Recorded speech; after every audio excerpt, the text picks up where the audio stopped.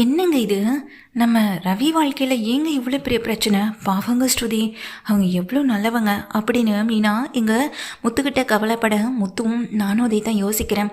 நம்ம வீட்டுக்கு வந்ததில் உனக்கு சப்போர்ட்டாகவும் நம்ம வீட்டில் இருக்க எல்லாருக்குமே நல்ல விஷயத்த வந்துட்டு சொல்லிட்டு இருக்குது ஒரே பொண்ணுனா அது நம்ம பலகுரல் மட்டும்தான். பலகுரல் வாழ்க்கையில் இவ்வளோ பெரிய பிரச்சனை வரும்போது நம்ம பார்த்துக்கிட்டு அமைதியாக இருக்கக்கூடாதுல்ல மீனா அப்படின்னு சொல்ல, ஆமாங்க அன்னைக்கு இங்கே ஹோட்டலுக்கு வந்து சாபம் விட்டுட்டு போனது போல தாங்க நடக்குது.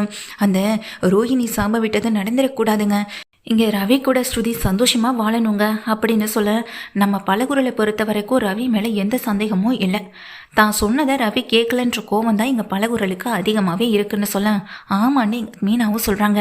ரவியும் முன்னாடியே இந்த பலகுரல் சொன்னதை புரிஞ்சுக்கிட்டு பேசாமல் அவன் இந்த பொண்ணு கூட வந்திருந்தா இவ்வளோ பெரிய பிரச்சனை கொண்டு வந்து நிறுத்திருக்க கூடாது.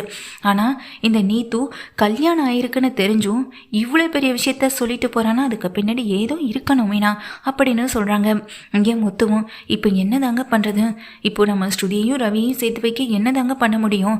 ரவி கூட இங்கே மன்னிப்பு கேட்குறாரு, ஆனால் ஸ்ருதி அதை காதில் கூட கேட்டு கூட வாங்க மாட்டாங்களே அப்படின்னு சொல்லிட்டு இருக்கும்போது, ஸ்ருதி எல்லாத்துலேயும் பொறுமையை யோசிக்கக்கூடியவங்க, எல்லா விஷயத்தையும் இங்கே மற்றவங்களுக்கு எடுத்து சொல்லக்கூடியவங்க. ஆனால் ரவி விஷயத்தில் மட்டும் கொஞ்சம் கண்ட்ரோலாகவே இருக்க மாட்டாங்க. கோவம் அதிகமாகுதுன்னு சொல்ல எல்லா பொண்ணுங்களுக்கும் இருக்கக்கூடிய விஷயந்தான் இதை மீனாவும் சொல்லிட்டு இருக்காங்க. இப்போ என்ன பண்ணலான்னு ரெண்டு பேரும் யோசிக்கும் போது தான், பேசாமல் நாம் நீத்துடைய அப்பாவை போய் மீட் பண்ணுவோன்னு சொல்ல, இந்த டைம்லையா அப்படின்னு சொல்லி கேட்குறாங்க. இல்லை மீனா, அவரை மீட் பண்ணால் மட்டும்தான் நமக்கு இதுக்கான ஒரு தீர்வு கிடைக்கும்னு சொல்ல, இப்போ அவர் எங்கே இருப்பார் அப்படின்னு மீனா கேட்கும்போது தான், முத்துவும் வந்துட்டு ஆல்ரெடி அவரை பற்றின டீட்டெயில்ஸ் எல்லாத்தையுமே நான் கலெக்ட் பண்ணிட்டேன்னு சொல்லிட்டு முத்து மீனா ரெண்டு பேருமே காரில் எடுத்துகிட்டு வேகமாக வெளியே போகிறாங்க. பார்த்தா இதே மாதிரியான ஒரு பெரிய ஹோட்டலை அவர் தனியாக ரன் பண்ணிகிட்ருக்காரு. ரொம்ப லாங் டைம் தூரம் போகணும், அந்த தூரத்துக்கு ஏற்ற மாதிரி தான் அங்கே போகவும் செய்கிறாங்க. நேராக அவரை மீட் பண்ணி அவர்கிட்ட பேசணுன்றதுக்காக அவருடைய ரூமுக்கு போகிறாங்க. கொஞ்சம் வெயிட் பண்ணுங்கன்னு அவருடைய பிஏ வந்து சொல்ல, வெளியே வெயிட் பண்ணிகிட்ருக்க ரெண்டு பேரும் இப்போ என்ன பண்ணுறது, அவர் பொண்ணை பற்றி நாம் அவர்கிட்டே பேச வந்திருக்கோம், என்ன யோசிக்க போகிறாரு என்ன பண்ண போகிறாருன்னே தெரியலையே அப்படின்னு இங்கே முத்துவும் மீனாவும் யோசனையோடு நின்றுட்டுருக்காங்க.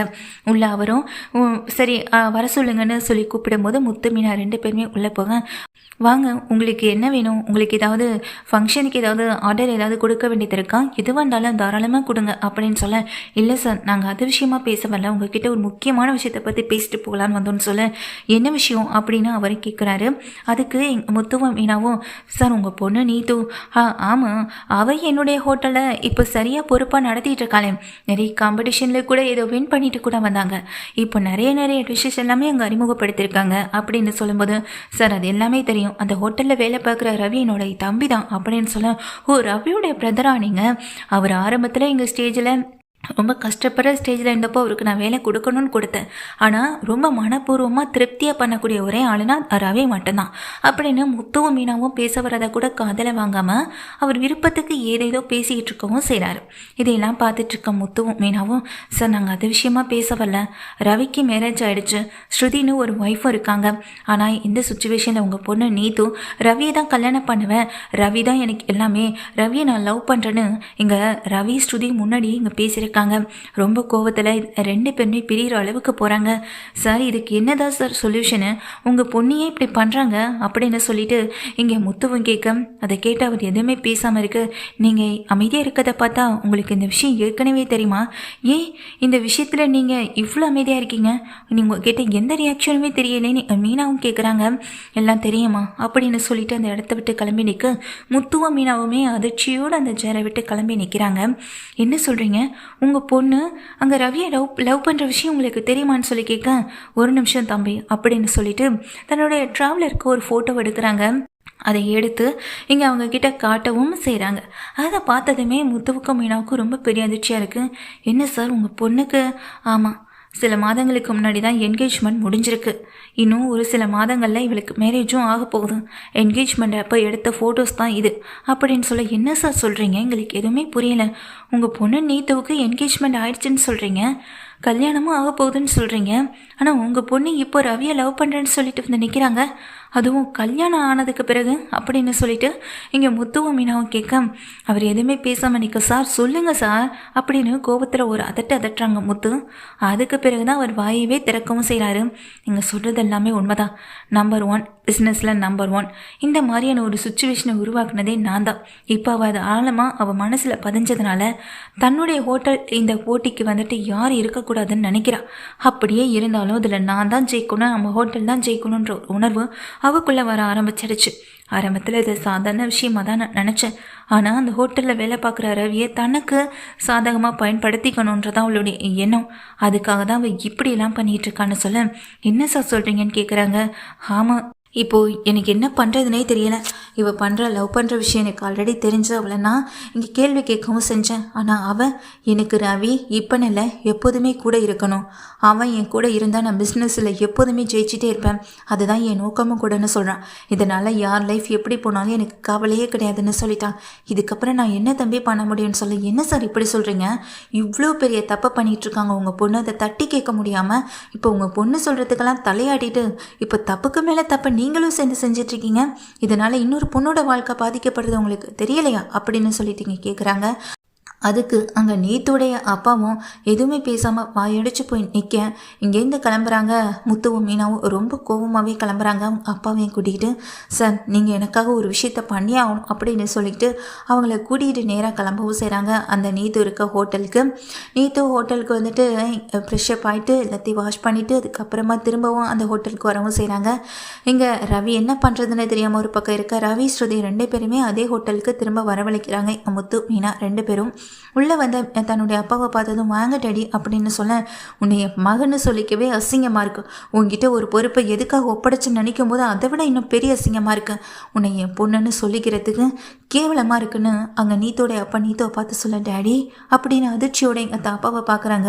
உனக்கு நீ என்ன பண்ணாலும் சரிதான், நீ எது பண்ணாலும் சரியாக தான் இருக்கும், பிஸ்னஸில் நம்பர் 1 ஆகிறதுக்காக தான் இதை பண்ணுறேன்னு சொல்லிட்டு உண்மையாகவே இப்போ அந்த பையனை லவ் பண்ணுறேன்னு சொல்லி அவங்க ஃபேமிலியை நீ வந்து இந்த அளவுக்கு கொண்டு வந்து நிறுத்துறியது அசிங்கமால. உன் அம்மாவோ இல்லை நான் அப்பாவா இருக்கிறதுனாலையோ உனக்கு சப்போர்ட் பண்ணி நிற்போன்னு நினச்சியா, அது காலத்துக்கும் நடக்காது. இன்னொரு பொண்ணோட வாழ்க்கையை நீ அடிச்சுட்டு அதில் வாழணும்னு நினச்சனா உன் வாழ்க்கை நரகமாக தான் போகும் அப்படின்னு அவங்க அப்பா நீத்தோடைய அப்பா நீத்தோவை பார்த்து சொல்ல, டேடி அது வந்துன்னு சொல்ல, உன்னெல்லாம் என் பொண்ணு சொல்லிக்கவே அசிங்கமாக இருக்குது, இனிமேல் இந்த ஹோட்டலுக்கு உனக்கும் இனி எந்த தொடர்பும் இல்லை, இனிமேல் இந்த ஹோட்டலுக்கே நீ வரக்கூடாது, உனக்கு என்கேஜ்மெண்ட் நடந்த மாதிரி அதே மாதிரி இன்னும் சில மாதங்களில் உனக்கு கல்யாணம் நடக்கும், நான் ஏற்பாடு பண்ண அதே பையன் கூட அப்படின்னு சொல்ல, இதை கேட்ட நீத்து அப்படியே வாயடிச்சு அப்பாவை பார்த்துட்டே இருக்காங்க. டேடி நான் சொல்ல வரதை கேளுங்க டேடி அப்படின்னு திரும்ப திரும்ப சொல்ல, எப்போம்மா இப்பெல்லாம் மாறினேன் அப்படின்னு அவங்க அப்பா கேட்கும்போது, அதுக்குமே நீத்தோ, அப்பா நான் என்ன தப்பு பண்ணிட்டேன், நான் இப்போ ரவியை லவ் பண்ணுறேன், ரவியை நான் லவ்வே பண்ண வேண்டாம், அவன் என் கூட சேர்ந்தெல்லாம் வாழவும் வேண்டாம், ஆனால் நான் லவ் பண்ணிகிட்டே தான்ப்பா இருப்பேன், லவ் பண்ணுறது என்னுடைய உரிமை, அதை நான் யாரை வேணாலும் பண்ணலாம், யார் கூட வேணாலும் பண்ணலாம்ல அப்படின்னு சொல்ல, இதை கேட்டு அவங்க அப்பா கோபத்தில் பல்லான்னு ஒரு அறைய விடுறாங்க. உன்னை ஒரு பொண்ணாக மதித்து இவ்வளோ நேரம் பேசிக்கிட்டு இருந்தது எல்லாமே தப்பு தாம்மா, அதுவும் இன்னொரு பொண்ணோட வாழ்க்கையை கெடுக்கணும், அந்த பொண்ணை பக்கத்தில் வச்சுக்கிட்டே நீ ரவி கிட்ட இந்த மாதிரி நடந்துக்கிறது தப்பு இல்லையா அப்படின்னு சொல்லிட்டு கேள்வி கேட்க, தப்பு தான் இந்த மாதிரி செய்கிறது எல்லாமே தப்பு தான். ரவி ஒருவேளை ஸ்ருதியை மேரேஜ் பண்ணிக்காம இருந்திருந்தா இந்நேரம் நானே ரவியை மேரேஜ் பண்ணியிருந்திருப்பேன். ஆனால் என்ன ஒன்று, இவங்க 2 பேருக்கும் ஏற்கனவே மேரேஜ் ஆகிடுச்சு, அவ்வளவு தானே, அதை தாண்டி வேறு ஒன்றுமே இல்லையே அப்படின்னு சொல்ல, ஏங்க இல்லை, ஏன் இல்லை, இப்போது ரவியோடைய குழந்தையை நான் வயிற்றில் சுமந்துக்கிட்டு இருக்கேன், ரவிக்கும் எனக்கும் நாங்கள் வாழ்ந்த வாழ்க்கைக்கு சாட்சியாக இப்போ நான் ப்ரெக்னெண்ட்டாக இருக்கேன் அப்படின்னு ஸ்ருதி சொல்லும்போது, அதை கேட்டால் அத்தனை பேரும் ஸ்ருதியை திரும்பி பார்க்குறாங்க. ஸ்ருதியும் இங்கே உண்மையை தான் சொல்கிறாங்க. இந்த விஷயத்த இங்கே ரவிக்கிட்ட சொல்லலாம், சந்தோஷப்படலாம், நேரம் காலம் இது எல்லாம் சேர்ந்து வரட்டும்னு நினச்சிட்டு வெயிட் பண்ணிட்டு இருந்திருக்காங்க ஸ்ருதி. ஆனால் அதுக்கான சந்தர்ப்பம் இப்படி அமைஞ்சு போச்சு. அப்போது அவங்க நிற்கிற நீத்து சொல்கிறாங்க, என்ன சொல்கிறீங்க, நீ ப்ரெக்னெண்ட்டாக இருக்கியான்னு அதிர்ச்சியில் கேட்குறாங்க. ஆமான்ற மாதிரி தலையாட்டுறாங்க. எங்கள் ஸ்ருதியும், நான் ரவியோடைய ஒய்ஃப், ரவிக்கும் எனக்கும் பிறக்க போகிற குழந்தை என் வயிற்றில் வளர்ந்துக்கிட்டு இருக்கு அப்படின்னு சொன்னதுமே மீனா முத்துன்னு இவங்க எல்லாருமே சந்தோஷத்தோட ஸ்ருதியை பார்க்குறாங்க. ஸ்ருதி சொல்கிறாங்க, இங்கே பார், என்னையும் ரவியையும் இப்போன்னு இல்லை, நீ எப்போதுமே பிரிக்க முடியாது, நீ லவ் பண்ணுறது உன் கடமை தானே, நீ எவ்வளோ வேணாலும் லவ் பண்ணு, எத்தனை பேரை வேணாலும் லவ் பண்ணு, ஏன் ரவியை வேணாலும் லவ் பண்ணிக்கிட்டே இரு, லவ் பண்ண மட்டும்தான் உன்னால் முடியும், ஆனால் அதே லவ்வை உன்னால் திரும்ப பெறவும் முடியாது, அந்த லவ்வோடு சேர்ந்து உன்னால் வாழவும் முடியாது. உன்னுடைய நோக்கம் என்னன்னு முத்துவும் மீனாவும் என்னை இங்கே வரவழைக்கும் போதே சொல்லிட்டாங்க. உன்னுடைய நோக்கம் இங்கே நீ ரவியை லவ் பண்ணுறேன்னு சொல்லி என்னை டார்ச்சர் பண்ணுறது, மென்டலி என்னை டிஸ்டர்ப் பண்ணுறது, இதனால் என்னுடைய ரெஸ்டாரண்ட் இங்கே பாலாக போகிறது. அதோடு சேர்த்து இங்கே ரவியுடைய வாழ்க்கையை விட்டு நான் விலகி போகிறது எல்லாமே நீ நினச்ச மாதிரி நடக்கணும் அப்படின்றதுக்காக தானே இது எல்லாத்தையுமே நீ செஞ்சிட்ருக்கவும் செய்கிறேன். நீ நினைக்கிறது நடக்காது. ஏன் நடக்காதுன்னு சொல்லட்டுமா? ரவி என்னுடைய ஹஸ்பண்ட், எப்போதுமே எனக்கு மட்டும்தான் அதிகமான லவ் கொடுக்கக்கூடியவர். நிச்சயமாக உன் பக்கம்னு ஒரு நாள் திரும்பி கூட பார்க்க மாட்டார் அப்படின்னு எங்கள் ரவி மேலே நிறைய நம்பிக்கை வச்சு ஸ்ருதி பேசுகிறத. ஏண்டா ரவி, பாத்தியா பலகுரல் உன் மேலே எவ்வளோ நம்பிக்கை வச்சுருக்கேன்னு? இந்த நம்பிக்கையை தாண்டா நீ உடைக்கணும்னு நினைக்கிறேன். இப்போ கூட ஒன்றும் பிரச்சனை இல்லை. அதுக்கான பணத்தை தூக்கி அவங்க அப்பா கிட்ட கொடுத்துட்டு நீ அந்த ஹோட்டலில் தாராளமாக வேலை பார்க்கலாம். அது உன் ஹோட்டல் அப்படின்னு ரவியை பார்த்து முத்துவும் சொல்கிறாங்க, மீனாவும் சொல்கிறாங்க. ரவி என்ன பேசுகிறதுனே தெரியாமல் வாயடைச்சு போயிட்டு இங்கே பார்த்துட்டே நிற்கிறாங்க அங்கே நீத்து பக்கத்தில் வந்ததுக்கு பிறகு ரவி சொல்கிறாங்க, இங்கே ஸ்ருதி சொல்கிறது எல்லாமே சரிதான்.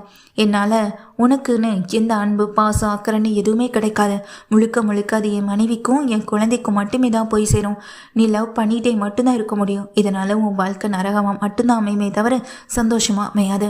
நானும் என் ஒய்ஃபும் சேர்ந்து எங்கள் ஹோட்டலில் எப்படி நாங்கள் கொண்டு வரோன்றதை பற்றி மட்டும் பாரு அப்படின்னு சொல்லிட்டு ரவி சொல்கிறாங்க. மொத்தத்தில் இங்கே நீத்து வாயடைச்சு போய் அசிங்கப்பட்டு நிற்கிறாங்க. என்னொருத்தியுடைய ஹஸ்பண்டை தேடி போகிற உனக்கெல்லாம் லைஃப்பில் நல்ல லைஃப்பும் அமையாது. அந்த லைஃப்பில் நீ சந்தோஷமாகவும் வாழ முடியாது அப்படின்னு அங்கே ஸ்ருதியும் சாபம் விட்டுட்டு ரவியை கூட்டிகிட்டு அந்த இடத்த விட்டு போங்க, வாங்குங்க நம்மளும் போகலான்னு மீனாவும் முத்துவை கூட்டிகிட்டு கிளம்புறாங்க. போகிற நேரத்தில் முத்து இங்கே நீத்துவோடைய அப்பாவை பார்த்து சொல்கிறாங்க, ஒரு அப்பாவா தனக்கு ஒரே பொண்ணு தனக்கு ஒரே பையன்னு சொல்லி செல்லம் கொடுத்து வளர்க்குறத விட எந்த மாதிரியான சுச்சுவேஷனில் எப்படி நடந்துக்கணும், யார்கிட்ட எப்படி நடந்துக்கிட்டால் நல்லது அப்படின்றத சொல்லி கொடுத்து வளங்க. அதுதான் இப்போ இருக்க காலகட்டத்தில் இருக்க பசங்களுக்கு ரொம்ப தேவைப்படுற விஷயமாகவும் இருக்குது. இன்னொருத்தவங்க லைஃப்பில் போயிட்டு என்ட்ரி ஆகணுன்ற ஒரு நினைப்பு இதோட விட்டுரு. ஏன்னா அது உனக்கு நடக்க போகிறதே இல்லை. உனக்கான ஒரு லைஃப் உங்கள் அப்பா தேடி கொடுத்துருக்காருல, அதில் சந்தோஷமாக வாழு அப்படின்னு முத்துவும் அந்த நீத்துவை பார்த்து திட்டிட்டு மீனாவை கூட்டிகிட்டு கிளம்ப. மொத்தத்தில் நீத்து அவமானப்பட்டு நிற்கவும் செய்கிறாங்க. ரவியும் ஸ்ருதியும் சேர்ந்து சந்தோஷமாக வாழ்ந்து ஒரு குழந்தையை பெற்றெடுக்க போகிறாங்க. ஆனால் நான் ரவியை லவ் பண்ணுறேன்னு சொன்ன பிறகும் கூட இவ்வளோ அசிங்க அவமானம் வந்து சேருதேன்னு நீத்து அப்போ தான் எல்லாத்தையும் புரிஞ்சுக்கிட்டு அமைதியாக நிற்கவும் செய்கிறாங்க. அவங்க அப்பா கூட அவங்க கிட்ட பேசலை, ரொம்ப கோபத்தோட உள்ள போகவும் செய்கிறாரு.